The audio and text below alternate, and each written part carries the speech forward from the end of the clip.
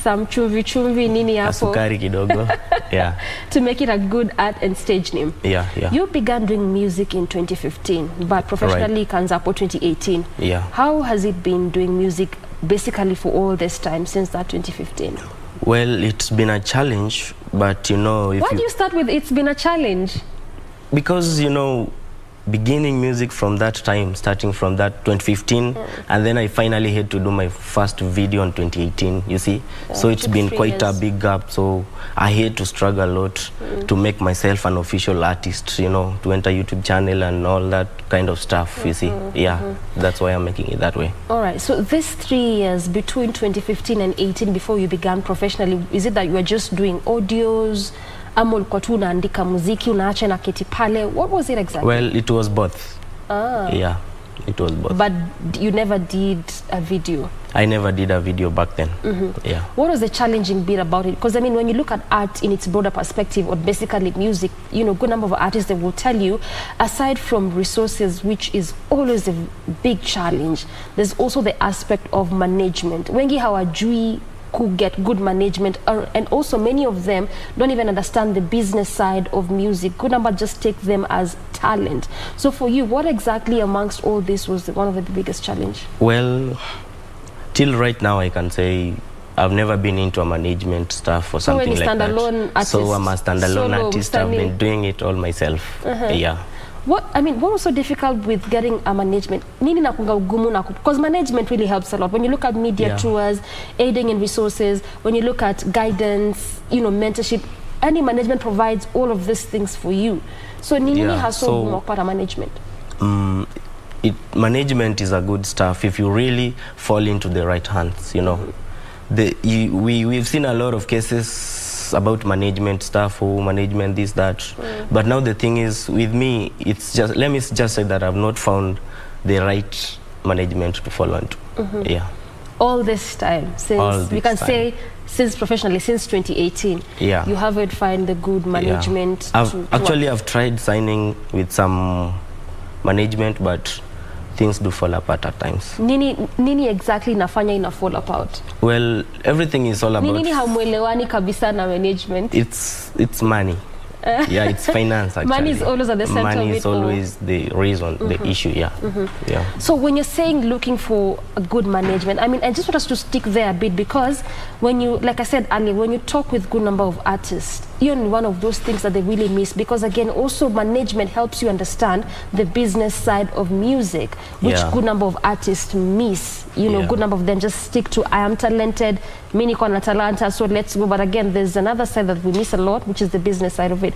So when you look at management, after management, where has sona after nini? Well, to me, it's not about fame, it's not about business actually that much, but I could like it to be like that. But the thing is, you know, as for me, I'm doing music because I love music. You know, I was born like that. I've been loving music all my life.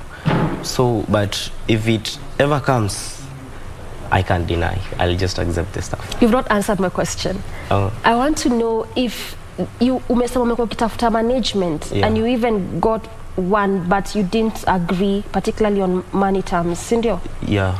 So, wakati uko pale nje kama msanii unatafuta a good management, unaangalia nini haswa? What, like this management, what does it need to provide for you as an artist? What exactly are you looking? Supporting music, supporting my music. Your music. That's the case. In what way? Like expand my music, you know, to be listened all over, to be heard out there. Yeah, that's all I want for my music. Yeah, just to grow my industry. Yeah. To grow your craft. Yeah. To grow your craft in the music space. Yeah. Now, 3 years before you did your first video, aside from that management bit of it, let's talk a bit about resources. Resources. Yeah, because you're going to cab for a good while before you released your first video. Yeah. So then you could just how we release your video. Where did you get the resources from? Was it from friends? Not really. Actually, it was my first salary that I used to. Oh, so you're actually working, eh? Yeah, I was. That was the first year I was working, and it was my first salary. So I had to do that song because I really wanted to do a music video. Which song was this? Fine Girl. Tell us a bit about that. Well, Fine Girl, it's basically based on a I'm singing to a lady. It was a collaboration first of all. So we were 3 people. And your first video was that. This was also your first song, eh? Yeah, yeah. It was my first. No, not really my first song. It was my first video song. Okay. Yeah. So we collaborated with some 2 guys, Maharaja and Christoph. So we had to do some. We had to put it in a manner that we had to do a video. It was a bit, let me not say expensive that much, but it was a good video. Back then when it was my first video, you know. So, and the video is basically speaking about a lady. I was singing for a lady. We were just praising the lady on how good she looks, yeah. So that's stuff, yeah. So as you do collabos, because that's not the only song in which you've done a collabo, you've done various collabos. Yeah. What are you looking for, or what do you look for in an artist to collaborate with? Well, you know, first, before we collaborate, we have to sit down. We have to write. When we write, we have to rehearse. When we are rehearsing, it's when I will realize that this guy has got the vibe that I need. You know, yeah, everybody has got their own different vibes. So I just have to match the vibe with mine. If it goes, if it flows together, so we work out. Yeah. So for you, it's just the vibe. The vibe, yeah, if you have the vibe and the content, you know. Okay. Yeah. If your content is rich and the vibe is good, yeah. If the content is rich. Yeah. All right. How then would you describe your style of music? I could describe it as Afro dancehall. Yeah, Afro dancehall and a little bit hip hop somehow. Yeah. And actually, I've watched quite a number of your songs, and they have that dancehall stuff. Yeah. Dancehall style in it. Why that specific style? So is it on the wave of Gengeton still taking over, the Kenyan space? Yeah. So why the style of dancehall and intertwine it with Afro? Well, being brief about that, I guess it's because it's my vibe. Yeah. It's your vibe. It's my vibe. Dancehall has always been my vibe. Yeah. All right. Talk to us also about Nyakerario that you've sung in my local language. Your mother tongue. Yeah. Well, Nyakerario is also a song that I sang for a lady. But well, specifically, that's not her name. Nyakerario is just a Kisii name. So I wrote that song back in 2019, and my people were like, hey, you're singing, we can hear your music, but we really need something of our own kind, you see. So, and I was like, someday I'm gonna give you something, and I hope you're gonna accept it and you're gonna like it. And actually it had a good reception back then there. Till now it's being aired on local channels, and I'm grateful to that. Yeah. So you say that your people are like, you're singing, haujatupatia kitu yetu, and this is what also informed you to write a song in your local dialect. So then does it mean that audience inform the kind of content you create as an artist? Well, partly it does. Partly it does. But I also wanted to do something, and it's not the only song that I've done in my language. You've done several others. Yeah, there are others, but though there's a mixture of language, Swahili and Kisii. Yeah.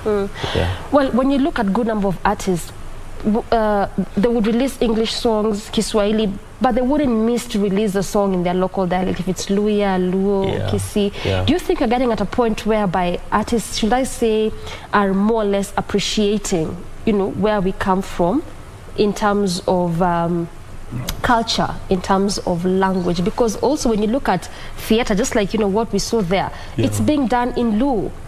Yeah. So are we getting to a point where artists are sort of like moving towards that direction? Well, I personally don't think so, but it's always good. It's always good to do something that, let me just say, something that the audience will always accept, you see. So I don't think it's that we are heading that way, but I think it's something that we should have done. Kitambo. Yeah. When you say that we should do something that the audience will accept, don't you think that would make an artist look like someone who doesn't have a sense of direction, so to speak, in this way? I mean, if your audience keep dictating what you need to release in terms of content, then where come Msanii, do you really have a sense of direction? Because if today, if the audience feel like now you should release a gospel song, Well, for instance? You know, it's always good to listen to your what audience. people say, but now decision making, it's yours. If you really think that it's good to do what they have said, then you have to give them something, but not in their own way, that the way they want. You see, no, they're not going to make decisions for you. Yeah, you will have to make your own decisions, but we as an artist, we always have to appreciate, you know, like, and what we do it because of the audience, partly, you see. So I have to give you something that you're really gonna like. So I'm gonna listen to your ideas, I'm gonna collect them, and then I'm gonna put it into something. Yeah. So it means that audience in one way or another also play a key role in the kind of content that artists create out there. Somehow yes. Somehow yes. Yeah. Somehow no. Depending on how you want to look at it. Yeah. All right, let's stick to that content bit a bit. So do you write your own, you know, music? Does someone write for you? And what informs the kind of content you create? Well, I always write my own content. I always do write my own content. And even before I started writing my own content, I used to be a content writer back then. I could write a song for you, and then if it's good, we talk about it, and then I give it to you. So you've done that for some artists? Yeah, I have. Okay, that's quite interesting. All right, so then what informs? Is it your environment, things you've gone through, societal issues? What exactly informs, you know, the kind of content you create, whether it's for your own or, you know, for other artists? Well, you know, if you come to me and if you know I'm doing this, and you come approach me and you tell me that I want a content talking about this, I'm gonna sit down and think about it, and then I'm gonna create something concerning what you've told me. Yeah. What about you? Well, me myself, sometimes it's something that has already happened to me, you know, something that I'm feeling, something that I'm thinking. Yeah. Which song is this you've done that is as a result of something that has happened to you? Because you have a couple of them. You have quite a number of songs. Yeah, you see, like some party songs. You know, the first time that I went to party, I had to collect some stuff from that party. So I wrote the Weekend song because it was, I wrote it Weekend. It's called Weekend. Yeah, it was on a Friday night and we were going out. It was my first out, like the biggest party I've ever gone, the first weekend. Yeah, so I had to write a song about that. And about Nyakerarioto, it's something that has happened to me. Yeah, so I had to write a song about that. Yeah. What is this that exactly happened to you that led you to write this? Well, it's a good feeling. It's not a, yeah, it's a good feeling. It's just a good feeling, appreciating someone. Yeah. Oh, quite interesting. All right, now you talked about not having a management. You said you're looking, for a management that could really just help push your career through. Yeah. But then in this years that you've been in this space, and we'll begin from that 2015, because much as you hadn't really recorded your first video, but bado ulikuwa kwa industry, did you have someone to like guide you, tell you this is how the industry works, this is how you need to even push your content to media, this is what you need to do? How was that like for you? Well, it's been, let me just put it like, I've met several people. They've spoke to me about pushing it and doing that, but it's just that I've never had enough time to sit down with someone who's big, someone who has made it, to tell me what to do. But I just see what's going on. So, and I usually like listening to interviews of big artists and their prosperity, So I always follow that. I think that's my... So you'd say like that, being in that space where you just watch, listen, is what has been mentorship for you and learn. So then do you feel like not having physically met someone to, let me say, mentor and guide you, has sort of not resulted, has it in any way not made you reach where you wanted to be maybe right now as an artist? Because you've been in this space for over 5 years, I can say. 7 now. Yeah, imagine. Yeah. So the thing is, I'm already used to being alone, trying to find out solutions by yourself. Yeah, but I could be grateful and thankful if someone ever comes and lifts me up, show me the way, Yeah. Then in your perspective, do you think that this is one of those things that artists miss a lot? As in kukatuna support system, guide system. Yeah. So unapata mtu like, if they would have made 10 steps in 2 years, they make like one. Yeah. Is it one of those things that is lacking even in the industry? Yeah, it is. Support is something that is very important to any artist. Even to anyone.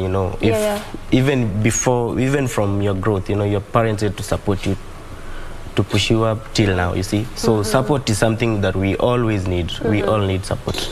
Yeah. Yeah, makes a lot of sense. If any of you make it in life, you really need some sort of support somewhere, somehow. Yeah, you can't do it alone, actually. Exactly. Yeah. Much as you didn't have a mentor, someone who's been in the industry to tell you what to do, what not to do, even if unaendanga, how about your family?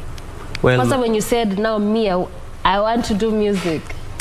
Well, actually, when the first person I told was my dad. My father has been always the closest person to me. So I told him, like, I just came with a song and played, and I told him. Yeah, and I told him because I wanted to get his opinion, and so I played the song and I asked him, what do you think about that song? Yeah. And so he said it's a good song. It's really a good song. And whose song is that?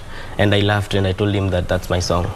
And so he was like, right now you're doing music? And he was like, so you've decided you want to do music, like really, really music. I remember the funny thing he told me is that we will support you, but don't go to these bad companies and such stuff, to get money. Yeah, if you need support, we will give you support to do that. Yeah. So you can say was this your dad and mom, or just dad? It was my dad. Yeah. So then, would you say that really family in that respect has at least been supportive to your craft? Yeah, they've always been supportive. How? In what way has this, made you? Of course, it has made you feel good as an artist, but in what way has it grown your craft? Well, receiving that support and comfort from your family, because also most especially, they don't get that. From their parents, Yeah. like if they approve you of that and they're supporting you in any manner that you want, like, hey dad, I want some amount for my stuff, my video or something, and they show you that support, you see, that's a very good thing. It goes a long way. Yeah. All right, making a good video, roughly, how much does it cost? I mean, because we talk about resources being a very big challenge for artists. We always keep thinking, sasa video 3 minutes inaweza kuwa kwani na cost pesa ngapi? We think, it's just 2 minutes thing. This thing cannot be that expensive. Well, that before that video, it's being combined to 3 minutes. Yeah. It can take even days. To shoot? Yeah.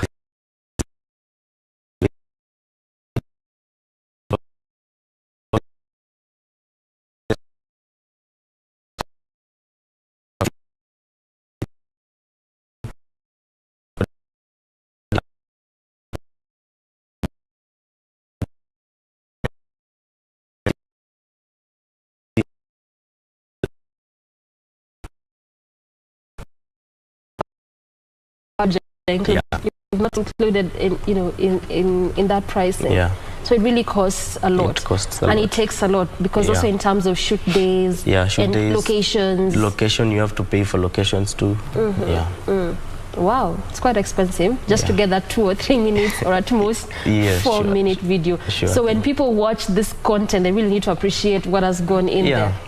It takes a lot. All right. When you look at social media, in terms of also growing your craft, you have got quite a good following, particularly on YouTube, right? Yeah. How has that grown your craft and also your audience base in terms of them seeing your content, what you can do, pushing your music out there? Well, first of all, if you get a good number of people who are following your music, following your content, you will feel motivated. They always give you that positive energy and comfort to push you through to do some more stuff, you see. They are a motivation, actually. If you get more of those stuff, it's not quite easy to have followers, mostly on YouTube. Yeah. And legit organic followers. So if you really get a good number of people appreciating your content, it motivates you to even want to do more, give them more, like you feel like you don't want to disappoint them again. So it makes you feel like you're sort of, you owe them in terms of giving them good quality content. Yeah. Okay. Then how do you deal with those negative comments or Well- negative criticism? Because, I mean, being in that space, social media. Well, when it comes to that, I'm always like, let me say, I never mind about negative. And have you energy. gotten that? A lot. A Oh. lot. It's always there. It's always there. Yeah. Not everybody's gonna like you or what you do. Yeah. But as to me, I always put negative energy to negative content. Yeah. So you, And to you don't pay negative- attention to that? I don't. Actually, I don't. Even from the first, when I read your comment and I just see it's a negative, I don't even complete reading that comment. Yeah, I just leave it. Like I go to something else. Yeah. Unaiacha tu hapo. Hapo tu. Unasema, I will not focus with this. I won't. It won't pull me down. I always ignore that.